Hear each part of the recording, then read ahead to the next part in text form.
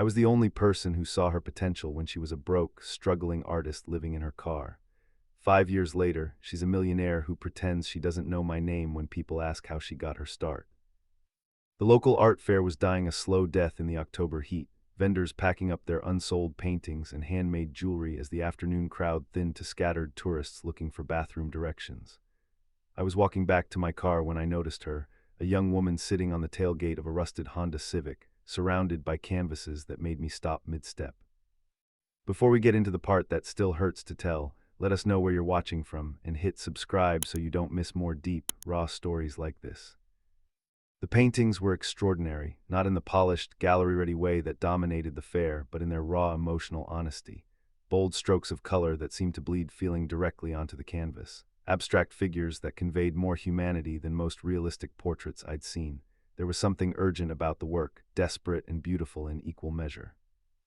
The artist herself looked like she hadn't slept in days. Her dark hair was pulled back in a messy bun, paint still visible under her fingernails, clothes that might have been expensive once but now showed the wear of someone who owned very little. She was staring at her phone with the particular intensity of someone checking a bank balance they already knew would disappoint them.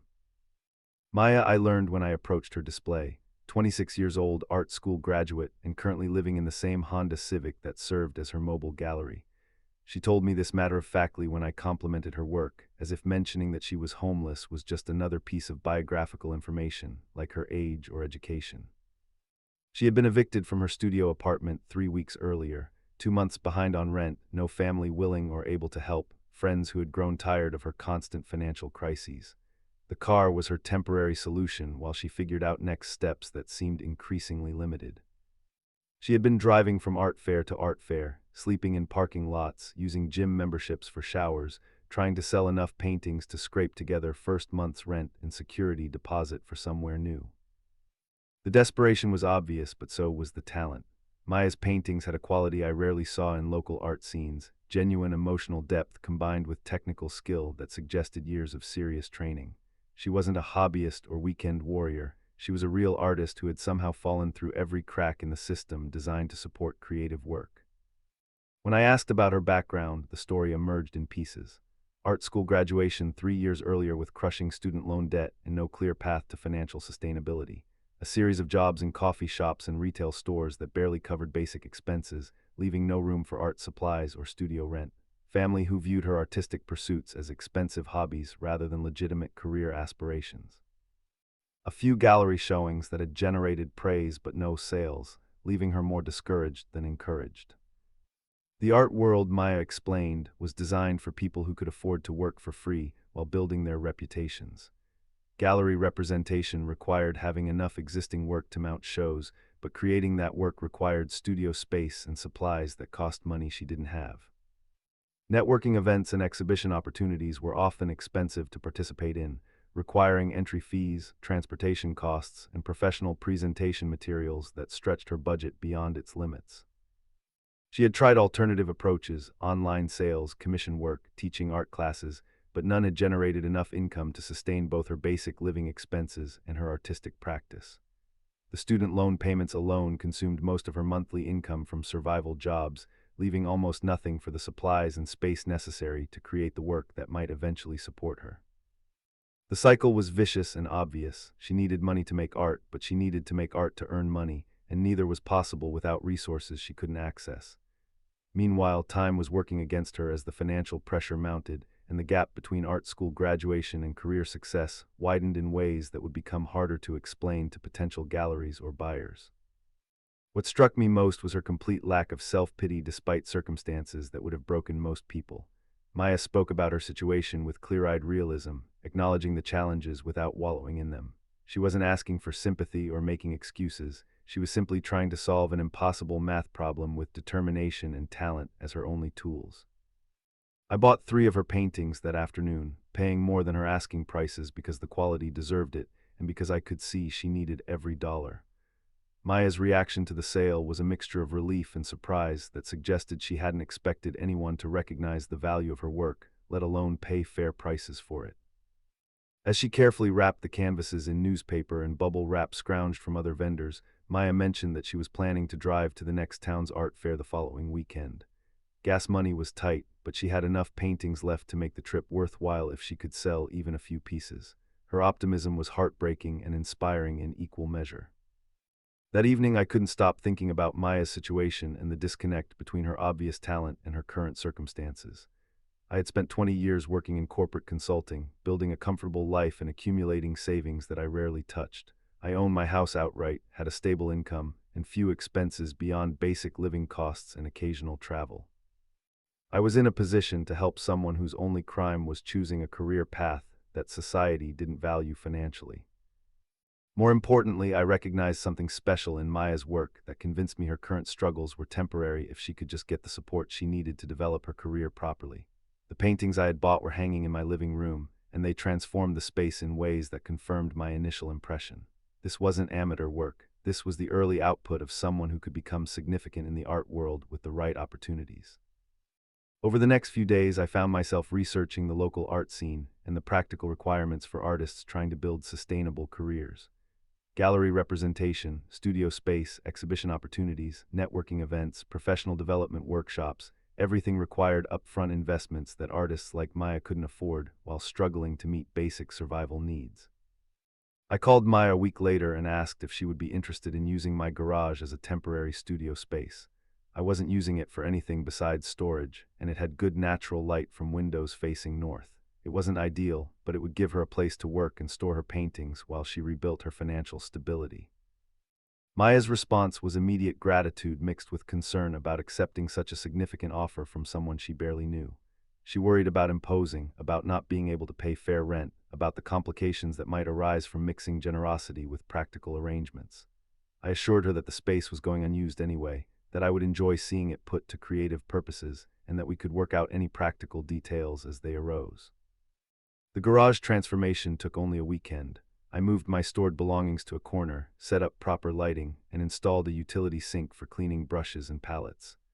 Maya arrived with her art supplies in plastic bags and cardboard boxes. Her relief at having a real workspace again visible in the way, she immediately began organizing her materials and planning new pieces. Within days, the garage had become a functioning artist's studio. Maya worked with an intensity that suggested months of pent-up creative energy finally having an outlet. She painted for hours at a time, often late into the evening, creating new pieces at a pace that amazed me. The work was consistently strong, showing rapid improvement as she regained her rhythm and confidence.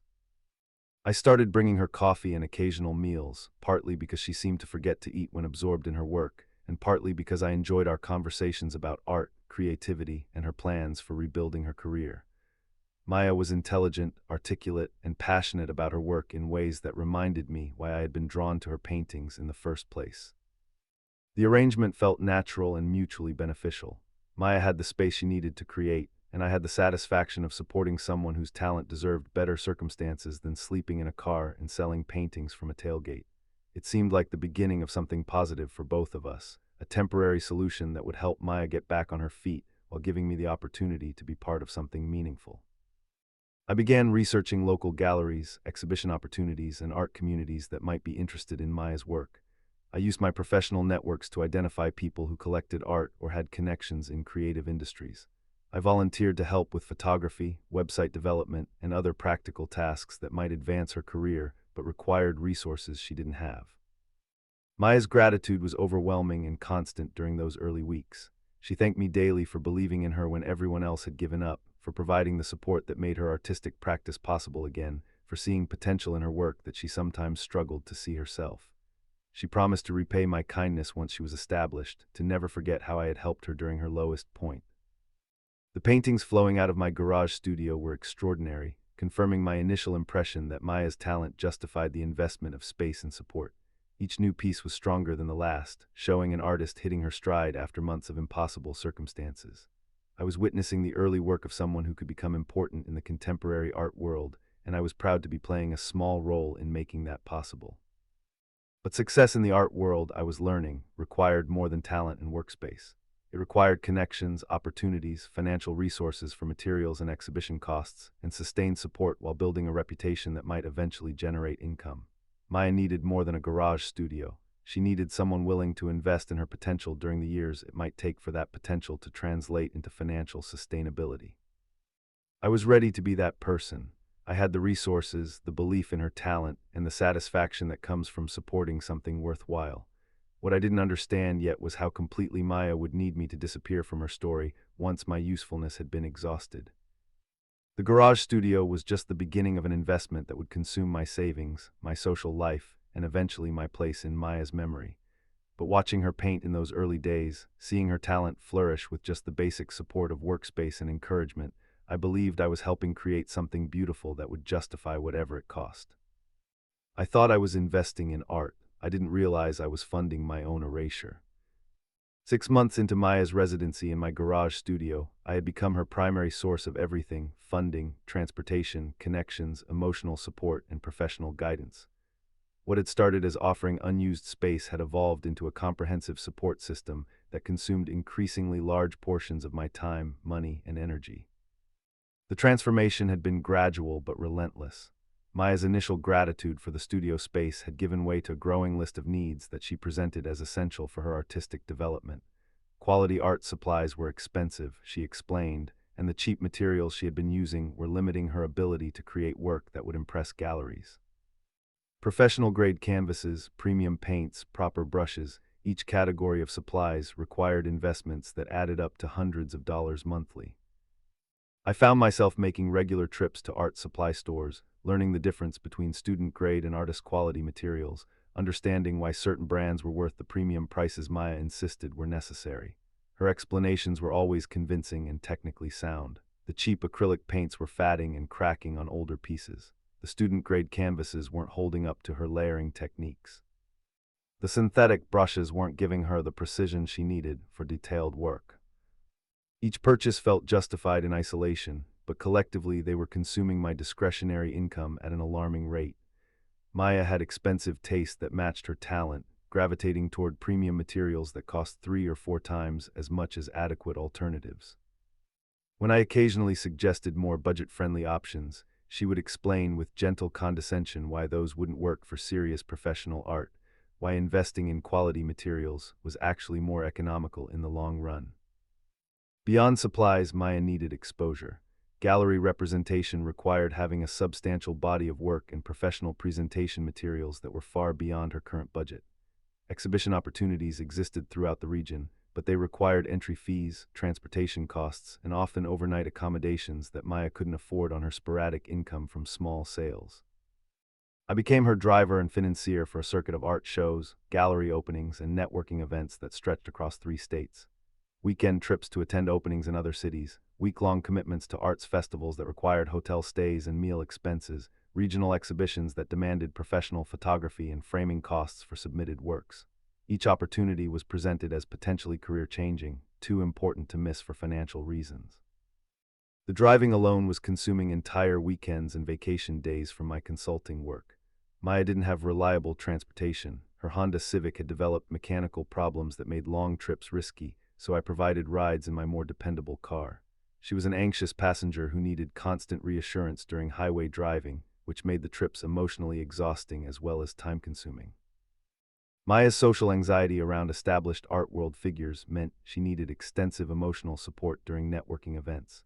She would cling to my side at gallery openings, using me as a social buffer while she gradually warmed up to conversations with curators, collectors, and other artists. I learned to facilitate introductions, steering conversations toward Maya's work and away from topics that might trigger her insecurities about her unconventional background. The irony wasn't lost on me that I was becoming more comfortable navigating art world social dynamics than Maya herself, despite having no artistic training or natural interest in the scene. I researched gallery owners, memorized the names and specialties of local collectors, learned the language of contemporary art criticism well enough to discuss Maya's work intelligently with people who might advance her career. My own social life was disappearing as Maya's needs expanded. Friends who had initially been supportive of my mentorship role began expressing concern about the amount of time and money I was investing in someone else's career. Dinner plans were frequently canceled because Maya had an exhibition deadline or emotional crisis that required immediate attention. Vacation trips were postponed because the timing conflicted with art fair schedules that Maya couldn't afford to miss. The few times I attempted to maintain my own interests and relationships, Maya's distress was palpable. She had developed a dependence on my presence that made her genuinely anxious when I was unavailable. Gallery openings were overwhelming without my emotional support. Art supply shopping was difficult without my practical guidance and financial backing. Even working in the studio was less productive when she felt uncertain about my availability for consultation and encouragement. Maya had begun presenting our arrangement to others as a professional partnership rather than charitable support. When introduced to gallery owners or collectors, she would describe me as her patron and advisor, language that suggested a more formal and equitable relationship than our actual dynamic. The terminology made me uncomfortable, but Maya insisted it gave her more credibility in professional contexts than admitting she was essentially homeless and supported by someone's generosity. Her artistic output during this period was extraordinary, justifying much of my investment in materials and opportunities. The garage studio was producing a steady stream of paintings that were consistently stronger than her earlier work. Maya was hitting her stride creatively, developing a distinctive style that was garnering attention from people who understood contemporary art better than I did. But Maya's increasing success was accompanied by a subtle shift in her attitude toward my support. The overwhelming gratitude of the early months had evolved into something more expectant, as if my financial and logistical backing had become an established part of her creative process rather than ongoing generosity that required acknowledgement. When new opportunities arose, Maya would present them as logical next steps in her career development rather than requests for additional support. A workshop with a renowned artist that cost $800 became something she needed to attend for professional growth. A group exhibition in another state became an essential networking opportunity. A professional website and photography session became necessary marketing investments. Each expense was framed in terms of career necessity rather than personal favor, making it difficult to decline without seeming to sabotage her artistic development. Maya had learned to present her needs in ways that made saying no feel like abandoning someone on the verge of breakthrough rather than setting reasonable boundaries on my generosity. The financial pressure was becoming significant despite my comfortable income. Art supplies, travel expenses, exhibition fees, professional services, and Maya's basic living expenses were consuming most of my monthly surplus and beginning to cut into savings I had accumulated over decades of careful financial management. I was essentially supporting two people's lifestyles while maintaining the pretense that Maya was an independent artist pursuing her career. More troubling was Maya's increasing comfort with expensive decisions made on my behalf. She would order premium supplies without consulting me about costs, book hotel rooms at higher-end properties when traveling to exhibitions, choose restaurants and entertainment options that reflected her aspirations rather than my budget. When I questioned these choices, she would explain that maintaining professional appearances was crucial for career advancement, that false economy in presentation could undermine months of relationship-building efforts. The manipulation was subtle but effective. Maya had learned to frame every expense in terms of professional necessity and my moral obligation to support her success. Questioning costs meant questioning my commitment to her career. Setting spending limits meant potentially sabotaging opportunities we had worked months to create.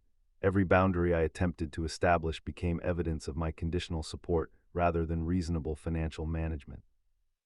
Maya's social circle was expanding as her work gained recognition, but I was increasingly relegated to the role of driver and financier rather than friend or equal. At gallery events, she would introduce me to important contacts briefly before moving on to conversations that didn't include me. I was acknowledged as her supporter, but not integrated into her artistic community as someone with independent value or interesting perspectives. The dynamics felt increasingly one-sided, but Maya's occasional expressions of gratitude and the undeniable quality of her artistic work kept me invested in the arrangement. She would thank me periodically for making her career possible, for believing in her when everyone else had given up, for providing the foundation that allowed her creativity to flourish. These moments of acknowledgement felt like validation that my sacrifices were meaningful and appreciated. But I was beginning to notice that Maya's gratitude was often strategic, appearing most intensely when she needed something new or when I showed signs of hesitation about continued support. The timing suggested that appreciation was becoming a tool for maintaining my investment rather than genuine recognition of my contribution to her success. My professional life was suffering from the time and attention Maya's career demanded. Client relationships were strained by my frequent unavailability during gallery events and art fair weekends. Project deadlines were missed when Maya's emotional crises required immediate intervention. My own career advancement was stalling as I devoted increasing energy to someone else's professional development.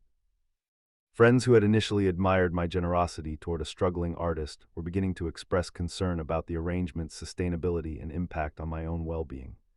They could see that I was becoming isolated, financially strained, and emotionally exhausted by the constant demands of supporting someone whose appreciation seemed to decrease as her expectations increased. But Maya's artistic trajectory was undeniably upward, and I was proud to be part of that success story. Gallery owners were beginning to recognize her work, collectors were starting to purchase pieces, and art critics were mentioning her in reviews of group exhibitions. The investments I was making were producing tangible results in terms of Maya's career advancement, even if the personal costs were higher than I had anticipated. I told myself that Maya's increasing independence was a natural part of her professional growth, that her shifting attitude toward my support reflected confidence rather than ingratitude. The goal had always been to help her become self-sufficient, and her growing success suggested that objective was being achieved, even if the process was more expensive and time-consuming than I had expected. What I didn't recognize yet was that Maya was learning to see me as a stepping stone rather than a partner in her success. My garage studio, financial support, and professional guidance were temporary necessities that would become embarrassing reminders of her humble beginnings once she had access to more prestigious forms of backing.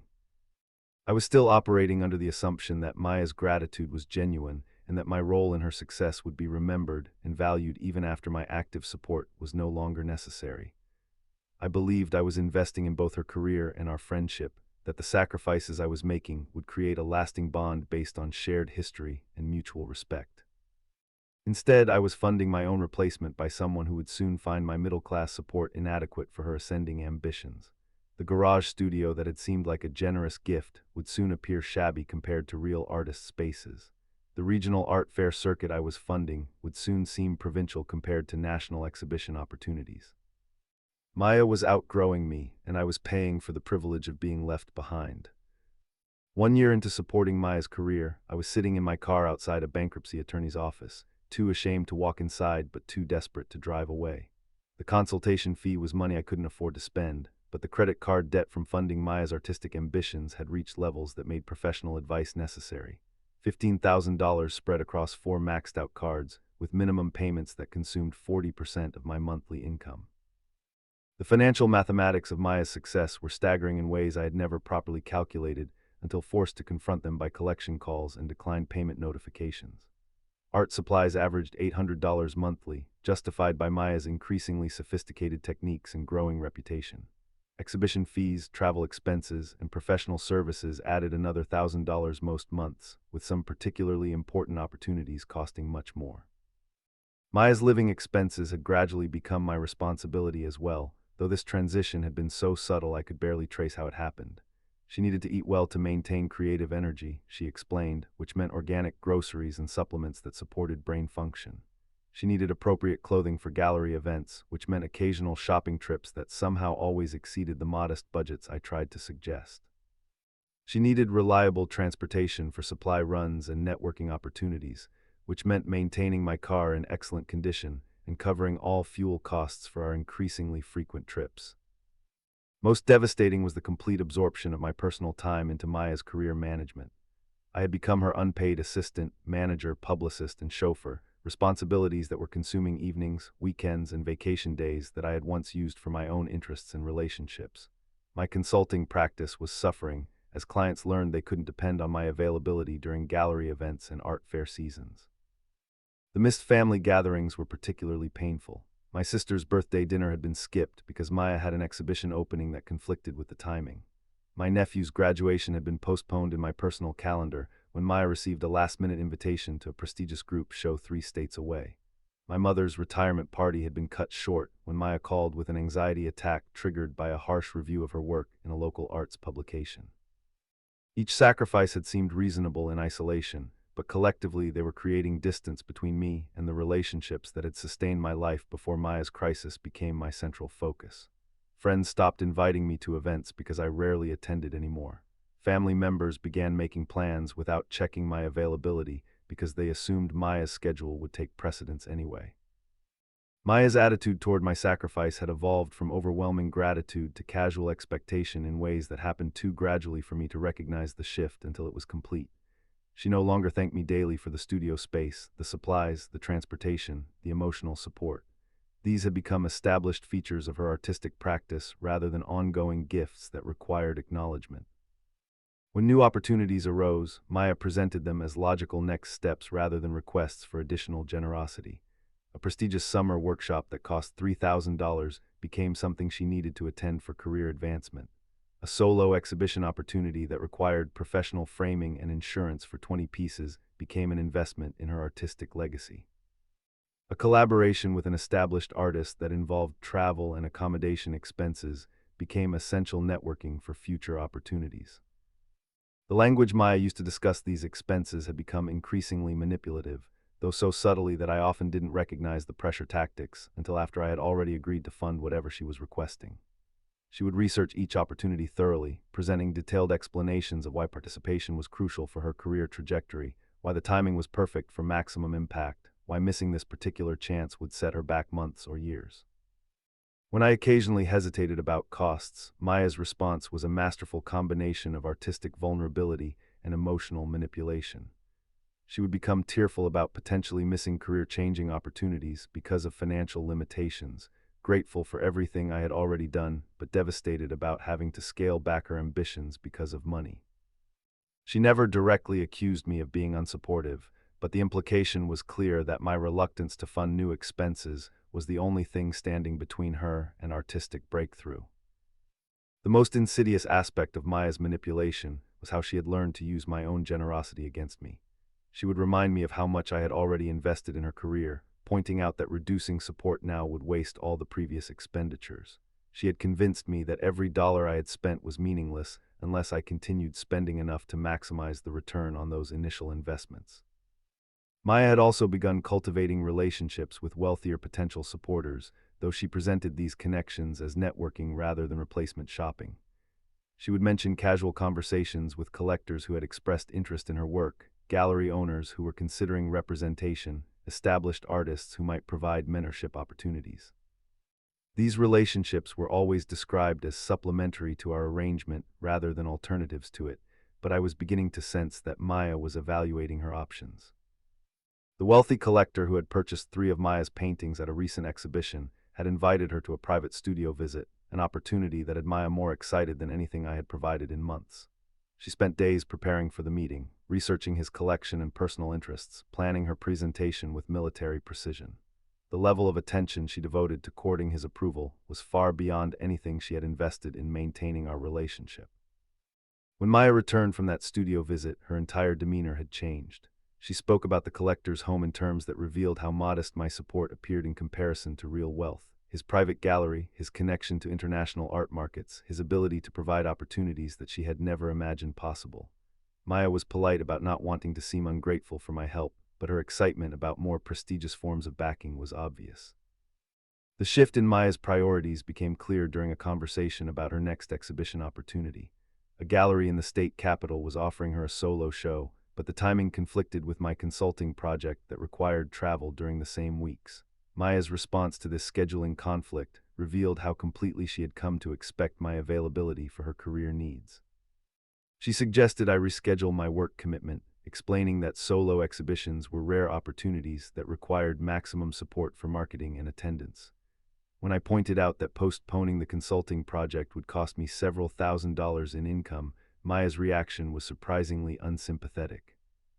She reminded me that we were building something important together, that short-term financial sacrifices were necessary for long-term artistic success, that my consulting work would always be available while her artistic opportunities were time-sensitive. The conversation revealed Maya's complete disconnection from my financial reality and her assumption that my career existed primarily to support hers.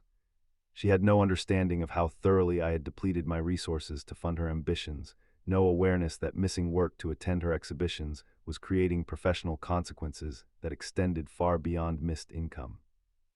More troubling was Maya's increasing embarrassment about our arrangement when discussing her career with art world contacts. She had started describing her studio situation vaguely, referring to her workspace without mentioning that it was my garage. She would credit various supporters for her career development without specifically acknowledging my role, using language that suggested a broader network of backing rather than dependence on a single person's generosity.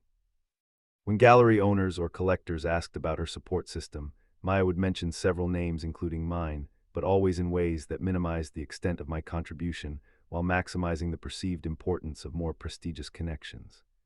She had learned to present herself as someone with diverse backing rather than someone whose entire career was being funded by a middle-class consultant's savings account. The most painful example of this revisionist presentation came during an interview Maya gave to a local arts publication about emerging artists to watch. The article included a brief biographical section about her background and development, mentioning her art school education and recent exhibition history, but completely omitting the period when she was homeless and living in her car. Maya had somehow compressed her timeline to jump directly from graduation to current success, erasing both her crisis period and my role in her recovery. When I asked Maya about the omission, her response was telling. She explained that focusing on negative aspects of her history wasn't good for her professional image, that potential collectors and gallery representatives wanted to support rising stars rather than charity cases. She insisted that my contribution was still valued even if it wasn't publicly acknowledged, that some aspects of an artist's development were better kept private for strategic reasons. But Maya's private acknowledgement of my support was becoming increasingly rare and perfunctory. She would thank me occasionally when I provided something particularly expensive or time-consuming, but these expressions of gratitude felt obligatory rather than genuine. Maya had learned to provide just enough appreciation to maintain my investment while focusing her real enthusiasm on more prestigious opportunities and relationships. The isolation created by my devotion to Maya's career was becoming psychologically devastating. I had no close friends left who weren't tired of hearing about art fair schedules and exhibition deadlines. My family was politely distant, having learned that my availability for personal relationships was limited and unpredictable. My professional network was strained by constant rescheduling and divided attention. Maya had become my primary relationship, but it was a relationship where I provided everything and received very little beyond the satisfaction of supporting someone's artistic development. Even that satisfaction was diminishing as Maya's gratitude decreased and her sense of entitlement grew. I was beginning to feel like an employee rather than a friend, someone whose value was measured entirely by my usefulness rather than my personal qualities or shared interests. The breaking point came when Maya mentioned casually that her wealthy collector contact had offered to fund a studio space in the Arts District downtown, a professional workspace that would provide much better lighting and more space than my garage.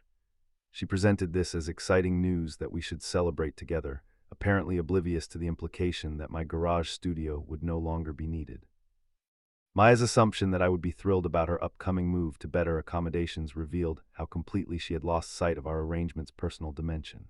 She saw the garage studio as a temporary necessity rather than a generous gift, something to be discarded without sentiment once superior alternatives became available. My feelings about being replaced by someone with more resources weren't even considerations in her excited planning for this next phase of her career.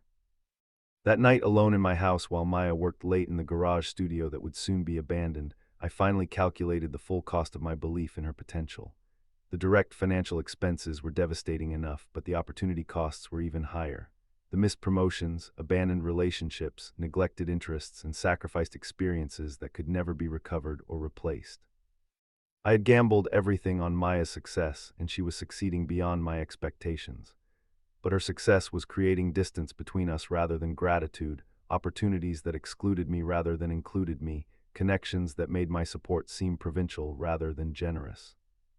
I was being graduated out of Maya's story, and the person I had saved from homelessness was too focused on her ascending trajectory to notice or care that I was falling behind.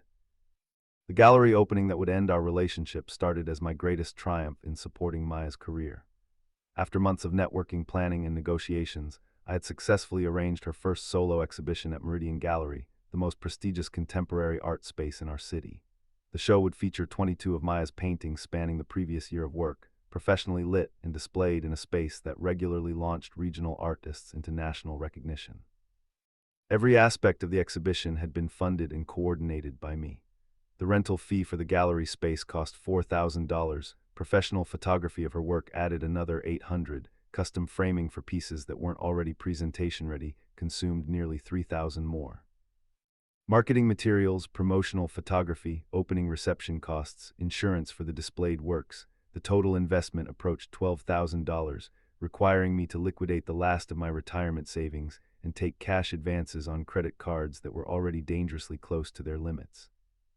Maya's excitement about the solo show was intoxicating and seemed to justify every sacrifice I had made over the previous 18 months. She worked with unprecedented intensity, preparing new pieces specifically for the exhibition, pushing her artistic practice to new levels of sophistication and ambition. The garage studio was producing paintings that surpassed anything she had created before, works that demonstrated genuine artistic maturity and commercial appeal.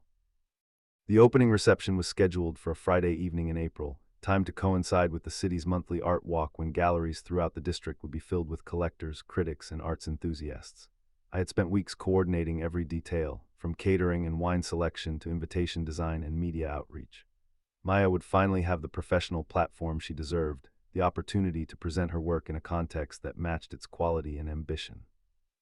3 days before the opening, Maya received a call that changed everything. The wealthy collector who had been expressing interest in her work for several months had seen the promotional materials for her upcoming solo show and wanted to attend the reception. More significantly, he was bringing 2 colleagues from New York, a gallery owner and an art consultant who worked with major collectors and museums on acquisitions. Maya's reaction to this news was unlike anything I had witnessed during our months of working together. The casual appreciation she had shown for previous opportunities was replaced by genuine excitement and professional anxiety that revealed how much more this mattered to her than anything we had accomplished together. She immediately began researching the New York contacts, learning about their galleries and clients, preparing for conversations that could potentially transform her career from regional success to national recognition. The shift in Maya's priorities became obvious during the final preparation week. Details that had seemed important when the audience was local collectors and gallery enthusiasts suddenly felt inadequate for visitors from New York's art establishment. Maya wanted to upgrade the catering, improve the wine selection, create additional promotional materials that would impress sophisticated out-of-town guests. Each enhancement required additional expenses that pushed my already strained budget beyond any reasonable limits. More troubling was Maya's sudden concern about the context and presentation of our relationship during the opening reception. She worried that having too much attention focused on my role as her supporter might create the wrong impression with the New York visitors, who she assumed would prefer to see her as an independently successful artist rather than someone being supported by a patron's generosity. Maya suggested that I maintain a lower profile during the reception, allowing her to focus on building relationships with potential career-changing contacts without the distraction of explaining our arrangement. She assured me that my contribution would be acknowledged appropriately, but perhaps not prominently during initial conversations with gallery professionals who were evaluating her work and potential.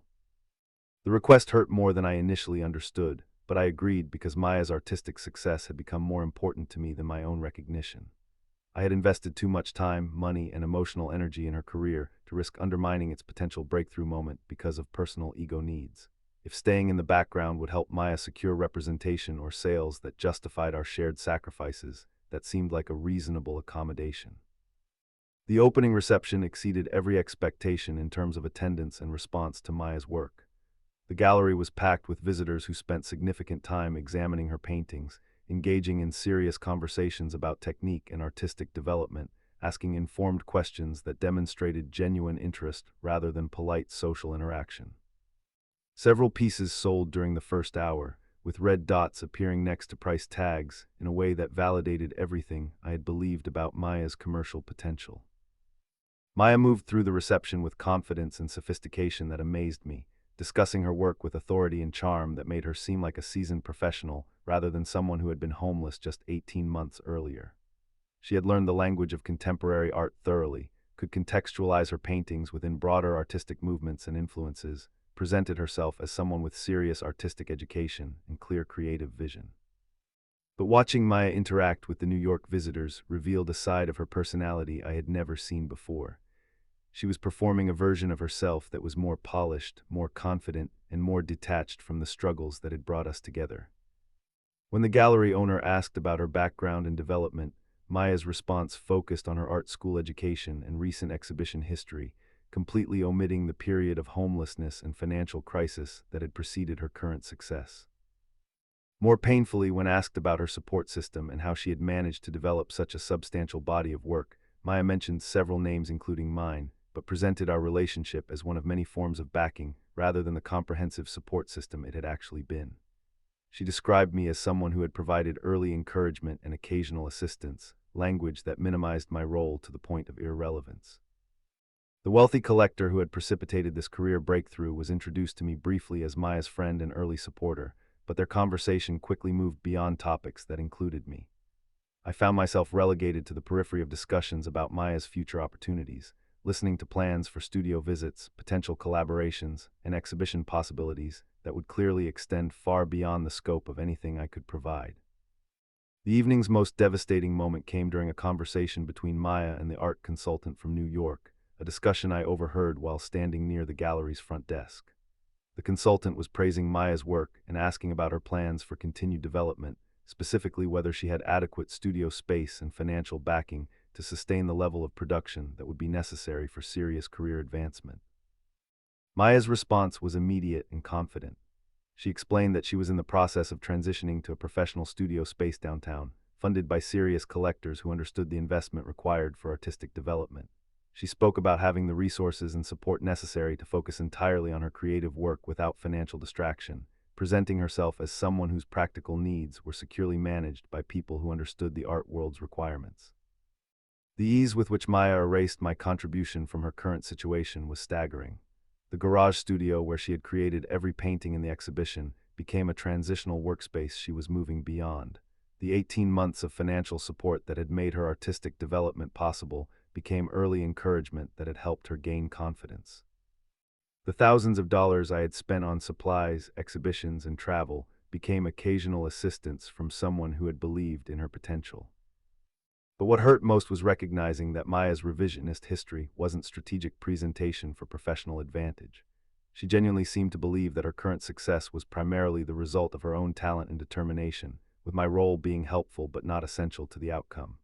The person I had saved from homelessness had rewritten our shared history to minimize my significance while maximizing her own agency and independence. As the reception continued into the evening, Maya became increasingly absorbed in conversations with the New York visitors and other high-profile attendees, leaving me to manage practical details like coordinating with gallery staff and handling sales paperwork. I had become the logistics coordinator for an event celebrating someone else's artistic achievement, invisible to the very people I was facilitating connections with.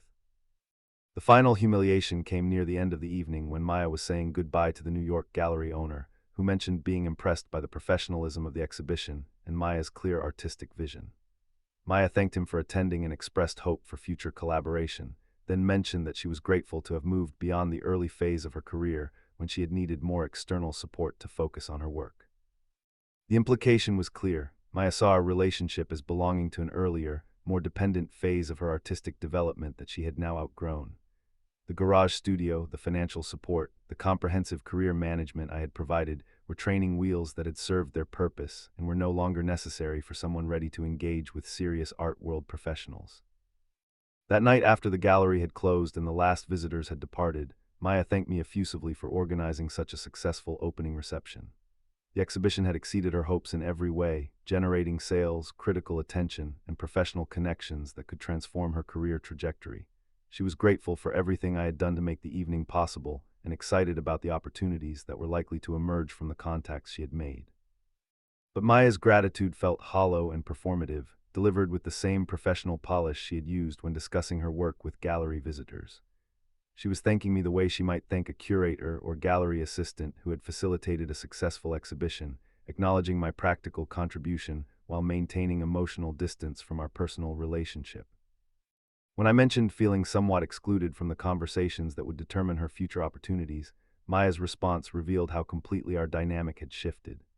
She explained that professional relationships in the art world required careful management, that too much focus on support systems could undermine perceptions of artistic independence, that she needed to establish herself as a serious artist rather than someone who required extensive assistance. Maya assured me that my contribution would always be valued and remembered, but suggested that our arrangement might need to evolve as her career advanced beyond regional exhibition opportunities. The implication was that she was outgrowing my level of support, that continued association with my middle-class resources might actually limit her access to more prestigious forms of backing. I drove home that night understanding that I had successfully engineered my own replacement. The exhibition I had funded and organized had provided Maya with access to supporters who could offer opportunities far beyond anything I could provide. The garage studio that had rescued her from homelessness now seemed provincial compared to professional spaces funded by serious collectors. The regional art fair circuit I had financed now appeared amateur compared to national exhibition possibilities. Maya's breakthrough had broken us, not through failure but through success that made my continued involvement seem like an obstacle to her ascending ambitions. I had believed we were building something together, but I had actually been providing a temporary foundation that Maya would abandon once more substantial support became available. The person I had saved was ready to be saved by someone else, someone whose resources matched her new aspirations. And I was learning that gratitude has an expiration date that arrives precisely when greater opportunities become available. The transition from essential supporter to inconvenient history happened with surgical precision over the following 6 months. Maya moved out of my garage studio within 3 weeks of her breakthrough exhibition, relocating to a professionally equipped space in the arts district that was funded by her new collector patron. The move was presented as a natural progression in her career development, but the speed and finality of her departure revealed how eager she was to distance herself from the humble circumstances of our arrangement.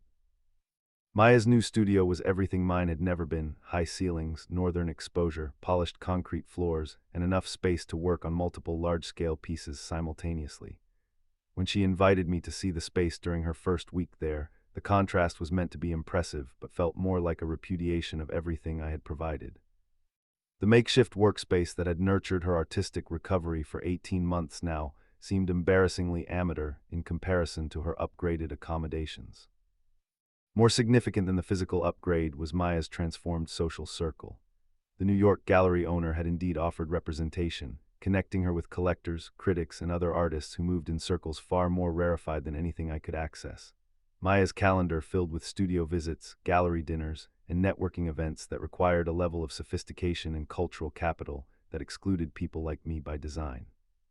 When Maya mentioned these activities during our increasingly infrequent conversations, she would describe them with barely contained excitement that revealed how much more stimulating she found her new professional relationships compared to our provincial arrangement. Lunch meetings with museum curators, private viewings at collectors' homes, collaborative discussions with established artists. Each opportunity represented the kind of career advancement that made my garage studio and regional art fair support seem quaint and limited. The financial implications of Maya's success were particularly galling given my continued struggle with debt accumulated during her dependency period. While I was working overtime to manage credit card payments and loan obligations that had financed her artistic development, Maya was signing contracts for pieces that sold for more than my annual salary. Her first major sale to a museum collection netted her $15,000, more than I had spent supporting her entire career, but the irony of this reversal was completely lost on her. Maya's attitude toward money had transformed along with her circumstances, developing the casual relationship with large sums that comes from sudden financial security. She would mention expensive purchases, professional photography equipment, a new laptop, designer clothes for gallery events, with the offhand ease of someone who no longer tracked expenditures carefully. The person who had once needed my financial support for basic art supplies now spent more on a single evening's entertainment than I could afford for monthly discretionary expenses. The most painful aspect of Maya's transition was how systematically she began erasing my role from her professional narrative. During interviews with arts publications, she would describe her development in ways that completely omitted the period of crisis and dependency that had brought us together. Her biography jumped seamlessly from art school graduation to recent success, with no mention of homelessness, financial struggle, or the comprehensive support system that had made her recovery possible.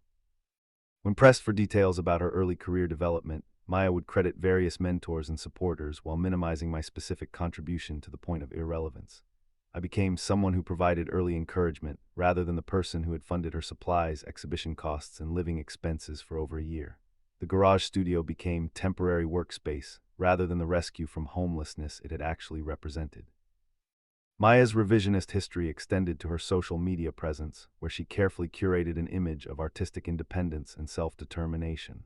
Photos of her work in progress never included the garage studio setting where most pieces had been created. Captions celebrating exhibition successes never acknowledged the person who had organized and funded those opportunities. Her online persona presented someone whose talent and determination had overcome adversity through individual effort rather than collaborative support. The few times Maya did acknowledge my role publicly, the language was generic and minimal, the kind of brief appreciation given to minor contributors rather than primary supporters. I would be listed among several names in exhibition thank you notes, mentioned as one of various early believers during interview discussions about our support system, included in group acknowledgments that made my comprehensive backing indistinguishable from casual encouragement. More insidious was how Maya had begun reframing our relationship when discussing it with mutual acquaintances or new contacts who knew we had been connected. She would describe our arrangement as temporary assistance during a transitional period, minimizing both the extent of my support and the depth of her dependency. Maya presented herself as someone who had always been on an upward trajectory, with my involvement being helpful but not essential to her eventual success. The strategic nature of this historical revision became clear during a conversation with a mutual friend who mentioned seeing Maya's work in a prestigious group exhibition. When asked about my reaction to her success, the friend expressed surprise at learning about the extent of my previous support, saying Maya had described our relationship as casual friendship rather than the comprehensive partnership it had actually been. Maya's need to minimize my role wasn't just about professional image management, it was about psychological comfort with her own narrative of self-made success. Acknowledging the full extent of my contribution would have required recognizing how completely dependent she had been, how close to failure her career had come, how much of her current achievement was built on someone else's sacrifice. Much easier to remember me as encouragement rather than rescue, as helpful rather than essential. The most devastating example of this erasure came when Maya was featured in a major arts magazine as one of the region's most promising emerging artists. The article included an extensive biographical section about her background and development, complete with quotes about overcoming challenges and staying committed to artistic vision despite obstacles. Reading the piece, someone would conclude that Maya had navigated early career difficulties through talent and persistence alone, with no mention of external support or collaborative effort. When I confronted Maya about this omission, her response revealed how thoroughly she had convinced herself of the revised history. She insisted that focusing on support systems would undermine perceptions of her artistic independence, that successful artists were expected to project self-sufficiency rather than dependency. Maya had convinced herself that erasing my contribution was actually protecting both of us from negative associations with her temporary period of need. But Maya's explanation couldn't disguise the simple truth that acknowledging my role would have complicated her preferred narrative of individual triumph. The story of an artist who overcame adversity through determination and talent was more appealing than the story of someone whose career was rescued and funded by another person's comprehensive sacrifice. Maya needed to believe in her own agency and independence, which required minimizing or forgetting about the period when she had neither. The social consequences of Maya's revisionist approach were isolating and demoralizing. Mutual friends who witnessed her success began questioning why I seemed less enthusiastic about her achievements than they expected, not understanding that celebrating someone's triumph while being erased from their success story created a unique form of emotional dissonance. I was expected to be proud of Maya's accomplishments, while accepting that my role in making them possible had been deemed inconvenient to remember. Professional contacts in the art world who knew about our previous arrangement began treating me with the polite distance reserved for people whose importance has been quietly downgraded. Gallery owners who had once valued my opinions about Maya's work now bypassed me completely when discussing her career trajectory. Collectors who had met me through Maya-related events no longer included me in social invitations or professional conversations. Maya's new circle of supporters treated me with benign dismissal when our paths crossed at gallery events or arts community gatherings. I had become someone from Maya's past rather than someone connected to her present, a former associate whose current relevance was unclear and probably minimal. The transformation from insider to outsider happened gradually, but unmistakably, leaving me isolated from the very community I had helped Maya enter. The final confirmation of my complete erasure came when Maya's work was included in a group exhibition featuring artists who had emerged from difficult circumstances to achieve recognition. The exhibition catalog included biographical essays about each artist's journey, with Maya's contribution focusing on her determination to pursue artistic vision despite early career challenges. The essay mentioned various forms of support she had received along the way, but I was not among the people credited with assistance. Reading Maya's essay, I realized that our entire relationship had been reduced to a footnote so brief it was easily forgotten, then removed entirely when even footnote status became inconvenient to her narrative. The person who had rescued her from homelessness, funded her artistic development, and orchestrated her breakthrough exhibition had been airbrushed out of history with the efficiency of a totalitarian regime rewriting its past. Maya's success was undeniable and genuinely impressive, but it was success that required my disappearance to maintain its purity. Every interview that described her self-made achievement, every biographical sketch that emphasized her individual determination, every professional presentation that showcased her independent artistic vision, depended on forgetting that she had once been completely dependent on someone else's belief and sacrifice. The person I had saved from living in her car was now a rising star in the contemporary art world, but her ascent required erasing the very foundation that had made it possible. Maya's talent was real, her artistic vision was genuine, her professional success was deserved, but the story she told about achieving that success was fiction that disappeared the person who had made it possible. I had become an inconvenient truth in Maya's biography, evidence of dependency and struggle that contradicted her preferred narrative of triumph through individual effort. The most effective way to deal with inconvenient truths was simply to stop acknowledging them until they faded from memory entirely. Maya's breakthrough had indeed broken us, but not in ways I had anticipated. I had expected that success might create distance between us, but I had assumed that distance would be accompanied by gratitude rather than erasure. Instead, Maya's achievements required forgetting me entirely, transforming our collaboration into a solo journey that was more impressive and marketable than the truth. The person whose potential I had recognized when no one else would was now successful enough to rewrite history without my permission. And the most painful part was understanding that this erasure wasn't malicious but necessary for Maya to maintain her psychological comfort with the story she needed to tell about herself. I had become the ghost in Maya's success story, invisible but essential, forgotten but foundational. The price of believing in someone's potential was discovering that their success might require your complete disappearance from their memory. 5 years after I first met Maya selling paintings from her car trunk, I was standing in the contemporary art section of the city's main bookstore, staring at a glossy magazine cover that featured her face above the headline, Self-Made Success, How Maya Chen Built an Art Empire from Nothing. The woman on the cover bore little resemblance to the desperate, homeless artist I had rescued from sleeping in parking lots. Designer clothes, professional makeup, confident smile, she looked like someone who had never known financial insecurity or dependence on another person's generosity. The article inside was a masterpiece of historical fiction. According to the magazine's account, Maya had graduated from art school with clear artistic vision and unwavering determination to succeed despite early financial challenges. Through talent, persistence, and strategic networking, she had built relationships with collectors and gallery owners who recognized her potential. Her first major breakthrough had come through a solo exhibition that demonstrated her readiness for serious art world recognition, leading to rapid career advancement and financial success that now generated over $1 million annually in sales. Reading Maya's quotes in the article was surreal and infuriating. She described her early career as a period of creative exploration and professional development, with no mention of homelessness, desperation, or dependency on external support. When asked about overcoming obstacles, Maya credited her own resilience and artistic vision, explaining that she had always believed in her ability to succeed if she remained committed to her creative goals. Most galling was Maya's response to questions about her support system during the challenging early period. She mentioned being grateful for various forms of encouragement from people who believed in her work, but presented these relationships as casual networking rather than comprehensive life support. Maya had learned to describe my 18 months of total financial and logistical backing as early encouragement from supporters, language so generic it could have described anything from a positive review to a small purchase. The magazine's fact-checking had apparently been limited to Maya's own account of her history, with no verification of the timeline or circumstances she described.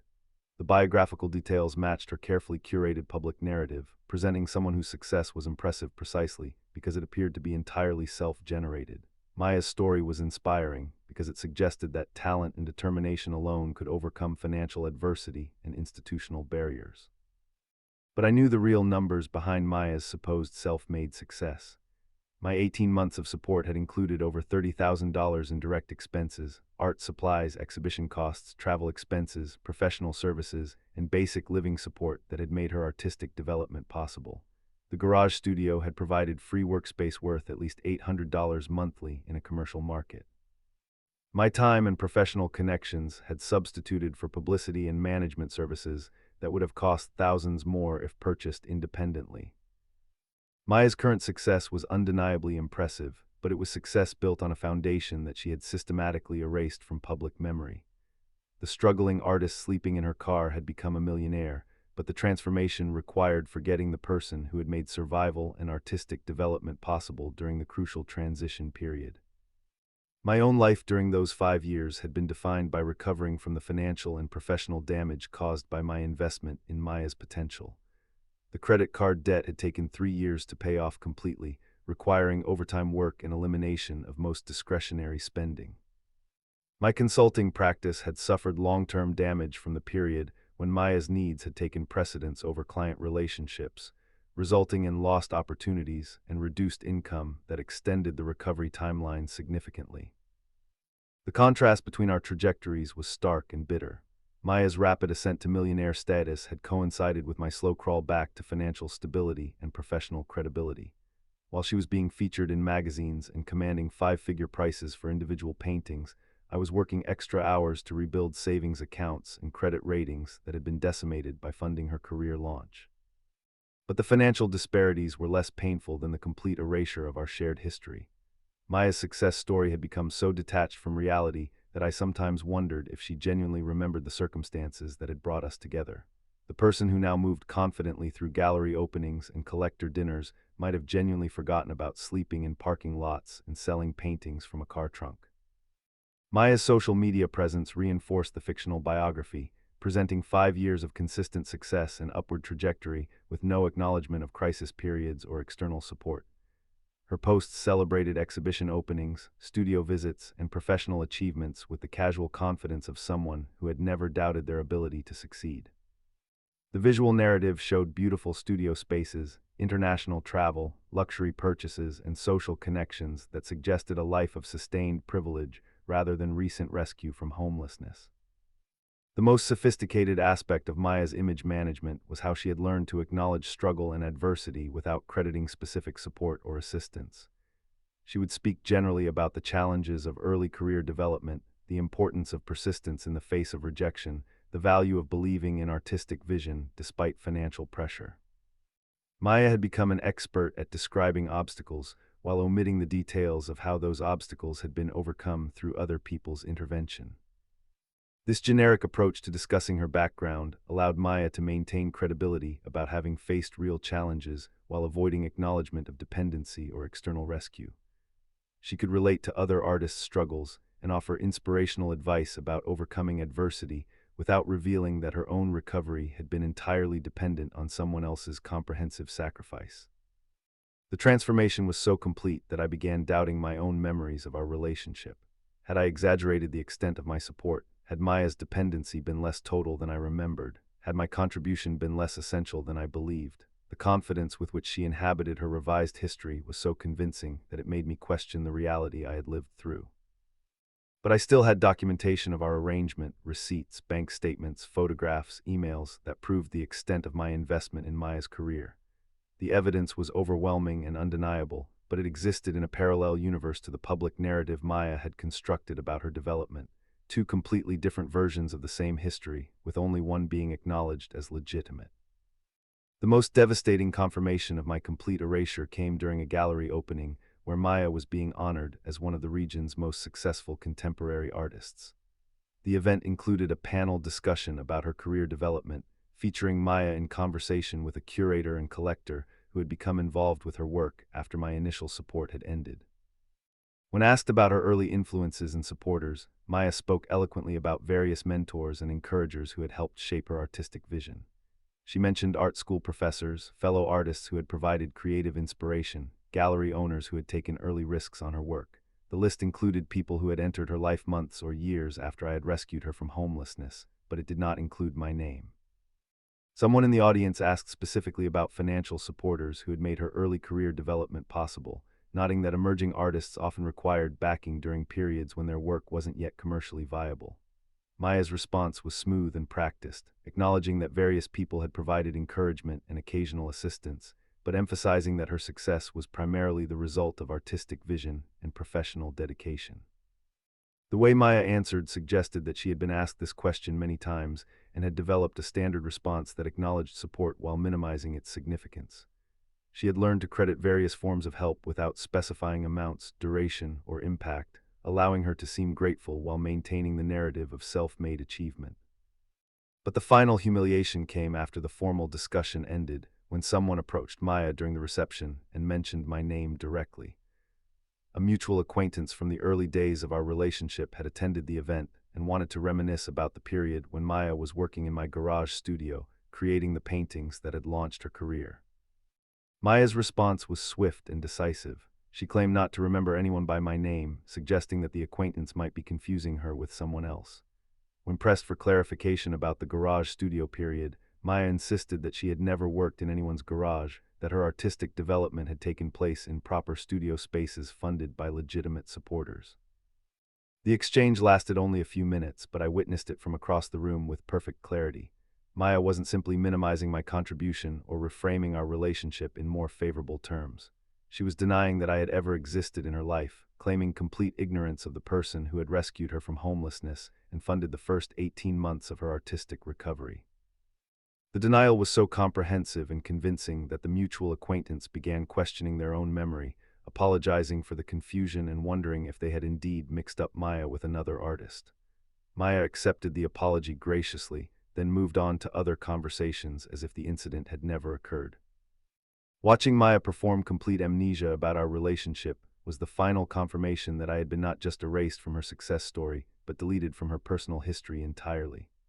The person who had saved her from sleeping in her car, who had provided workspace and funding and professional connections that made her career possible, had been airbrushed out of existence so thoroughly that acknowledging my name had become impossible. Maya's millionaire success required my complete disappearance, not just from public narratives but from private memory as well. The most effective way to maintain her preferred fiction was to genuinely forget that I had ever been part of her story, to convince herself so thoroughly of the revised history that she could deny my existence with genuine conviction. Standing in that gallery reception, watching Maya celebrate achievements that had been built on my sacrifice while claiming never to have heard my name, I finally understood the complete scope of what had happened. I hadn't just been replaced or forgotten or minimized. I had been erased so thoroughly that my very existence had become inconvenient to acknowledge. Maya had succeeded beyond anyone's expectations, including my own, but her success was a house built on a foundation that had been carefully excavated and removed, leaving no trace of the ground that had supported the entire structure. The person I had believed in when no one else would have become someone who found my existence inconvenient enough to deny completely. The millionaire who had forgotten me wasn't suffering from memory problems. She was performing the ultimate act of ingratitude, pretending that the person who had made her success possible had never existed at all.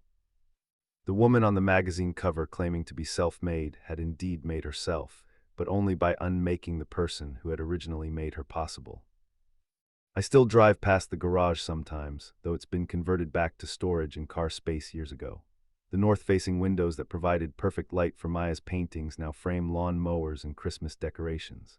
Sometimes I stop and look at the concrete floor where her easel used to stand, where she created the paintings that launched her million-dollar career, where she cried with gratitude about finally having someone who believed in her potential.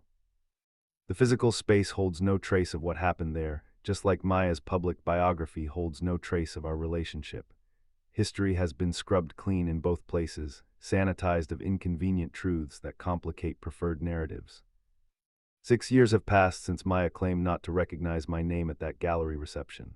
6 years of watching her career ascend to heights I never imagined possible when I first saw her selling paintings from her car trunk. Museum acquisitions, international exhibitions, art fair presentations that command six-figure prices for individual pieces. Maya has become everything I believed she could become, and more. But her success story requires a foundation of forgetting. Every interview that celebrates her self-made achievement, every profile that emphasizes her individual determination, every biographical sketch that traces her rise from struggling artist to millionaire depends on erasing the 18 months when her survival depended entirely on my belief and sacrifice. The financial cost of that belief has finally been fully calculated and paid. The last credit card was zeroed out 3 years ago. The damage to my retirement savings has been absorbed and slowly rebuilt. My consulting practice recovered its momentum, though I never regained the career trajectory I had before Maya's needs consumed my professional attention. The quantifiable losses have been managed and moved past. But the psychological cost continues compounding. I learned that generosity can be weaponized against you by someone skilled enough to use gratitude as a tool for accessing unlimited resources. That believing in someone's potential can become indistinguishable from funding their lifestyle while they search for better options. That the person you save might need to cast you as a fiction to justify how thoroughly they used you. Maya taught me that some people collect supporters the way others collect art, acquiring pieces for their utility and beauty, displaying them prominently when advantageous, then storing them away when tastes change or space becomes limited. I was a piece in Maya's collection of supporters, valuable during her acquisition phase but eventually outgrown and replaced by more prestigious alternatives. The most insidious part of what Maya did was how she convinced me that my sacrifice was investment rather than loss. Every dollar I spent on her supplies and exhibitions was presented as building something we would share, creating value that would benefit both of us eventually. Maya made me complicit in my own exploitation by framing it as collaboration, partnership, mutual benefit. But there was never any mutual benefit, only mutual dependence that ended the moment Maya found better options. She needed my resources, I needed to be needed. She needed someone to believe in her potential, I needed to believe that believing was enough. We were both using each other, but I was the only one who got used up in the process. I understand now why Maya had to erase me completely rather than simply minimize my role. Acknowledging any part of my contribution would have raised questions about the rest, potentially unraveling the entire self-made narrative she had constructed. Much cleaner to pretend I had never existed than to explain why someone who had been essential to her survival was now irrelevant to her success story. The erasure wasn't personal vindictiveness, it was practical image management. Maya's brand as an independent, self-determined artist who had overcome adversity through talent and persistence couldn't accommodate the reality of comprehensive dependence on another person's sacrifice. My existence contradicted her preferred story about herself, so I had to be edited out of the official version. I see her occasionally in magazines, on gallery websites, in news articles about successful regional artists who have achieved national recognition. Each appearance reinforces the fictional biography, adding new layers to the myth of self-made success. Maya has become an inspiration to struggling artists precisely because her story suggests that individual determination can overcome any obstacle. The irony is that Maya's fake story about overcoming adversity independently is more inspirational than the real story about surviving through someone else's sacrifice. People want to believe that talent and persistence are enough, that external support and financial backing aren't determining factors in artistic success.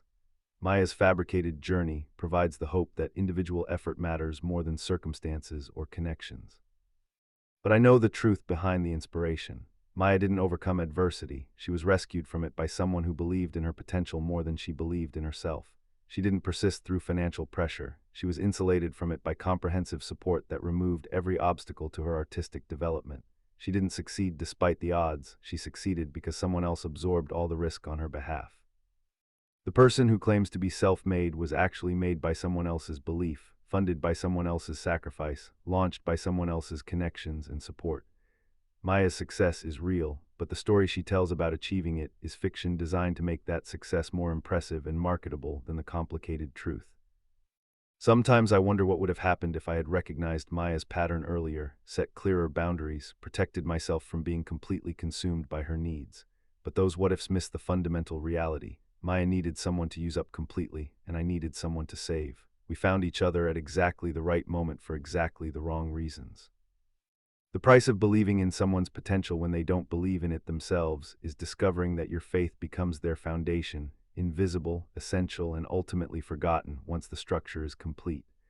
Maya built her success on my sacrifice, then demolished the foundation once it was no longer necessary for structural support. I was never meant to be permanent in Maya's story, just functional until she could replace me with something better. The person whose potential I recognized when no one else would has become someone who finds acknowledging my existence inconvenient to her preferred narrative. But I survived being erased from someone else's success story. That has to count for something, even if it can't be calculated in dollars or recognition or gratitude that will never come. Some bridges are meant to be burned after crossing. I was Maya's bridge back to success, and like any good bridge, I was designed to be forgotten once she reached the other side.